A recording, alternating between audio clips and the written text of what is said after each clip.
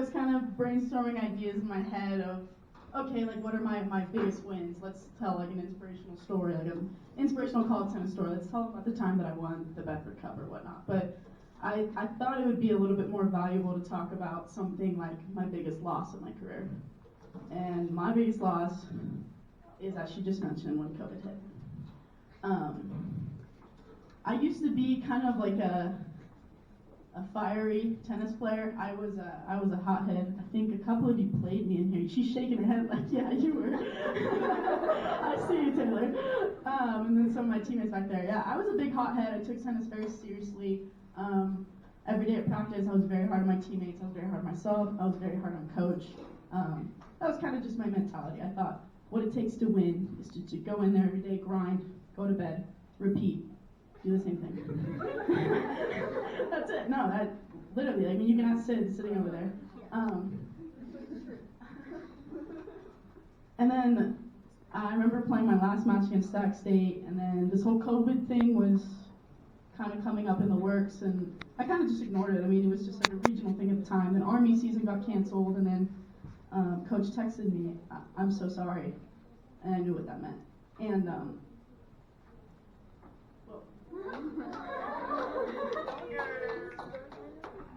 you know, it eats me every day. Like going back to that match against Sac State, I was whining. All of us on the team were whining. So we're like, oh, it's so late at night. The food wasn't that great today. We were just whining about these little things that really don't matter right now to this day, right? And we walked off the court. We won that match because they weren't very good.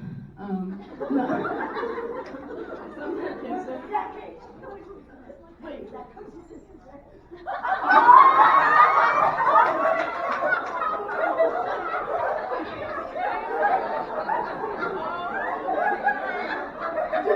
Last year? In 2020?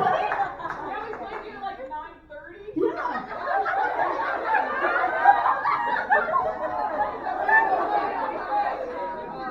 Okay, keep it up. I'm not here. Sorry. The point of my story is that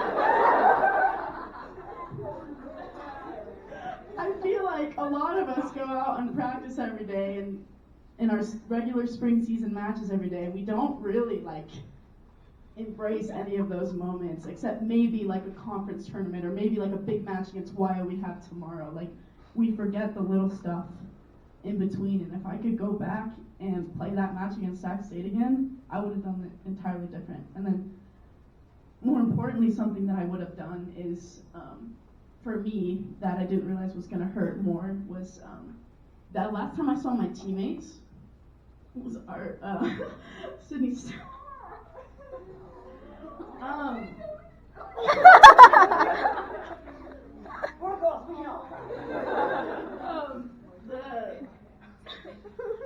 If I could go back to the locker room that last day that I saw them and tell them how much I love them and I miss them and I love playing with them and I miss being on the court with them every day, I would, but we don't get those opportunities because we forget on a daily basis to embrace those moments, right? So keep that in mind every time you walk out on the court. No one's gonna remember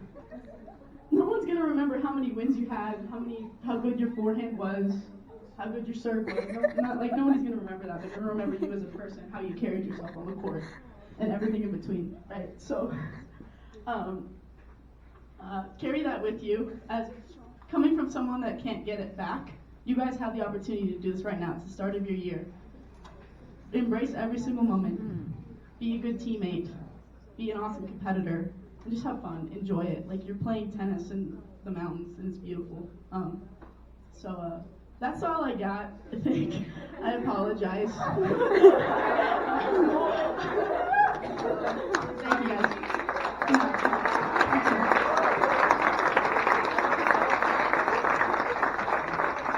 So, one of the hardest things I probably ever had to do as a coach is I didn't even get to tell her personally.